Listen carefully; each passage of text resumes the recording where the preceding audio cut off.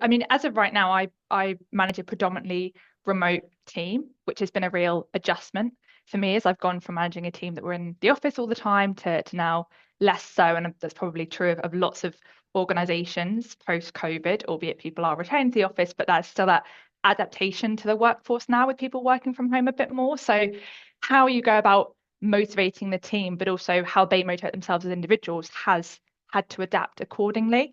I think from a motivation standpoint, I mean, I could talk about motivation for hours on end. It's a bit of a passion project of mine, and learning as we go along it and do it and things like that. But I guess in terms of practical things that people can maybe reflect on, whether it's something they do, something they haven't yet done, there's probably sort of four things. One of the things is the first thing actually that Charlie just mentioned earlier in terms of just enjoying what you do, and really buying into the product and the service that you're providing to your customers.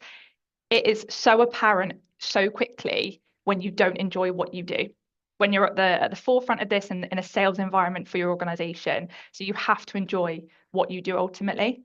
The second thing I would say would be finding your why. Now, probably everyone on this call has heard of Simon Sinek, and the majority of that within that group have probably heard of this idea of him talking about finding your why and the books he's written around that.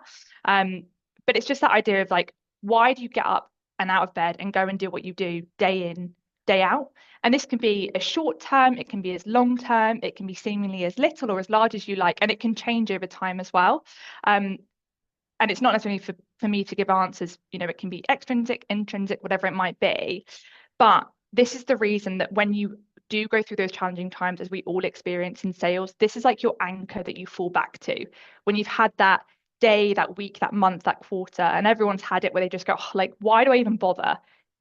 You have to be able to actually answer that yourself, and share that with your manager as well. And I think I've noticed this as I've gone into management, is it's really important to understand as a sales leader for your team what their why is, so you can help them sort of drive towards it and remind them of that when they are having a bit of a down day or a down week or month or quarter. The third thing I would say would just be plan your day. And I know this can seem like quite like a simple thing, but I think the pace at which we run within sales, we don't always take that time to actually go ahead and do that. So when I was an IC, this was something that I did religiously. I wrote a list of what I was going to do, and I'm a kind of a physical writer as well. I'm not someone that types on a computer, so I would physically write it down and I'd physically tick it off. And what that meant is that when you are having a bit of a difficult period or something like that, you can actually look back and just see there's like mini successes of what you've achieved throughout that day. And it just helps you from a motivation standpoint because your energy has gone into the planning, it's there, it's ready to go. And it means you can focus your energy on the thing that we have to do as sellers and improving as sellers as well.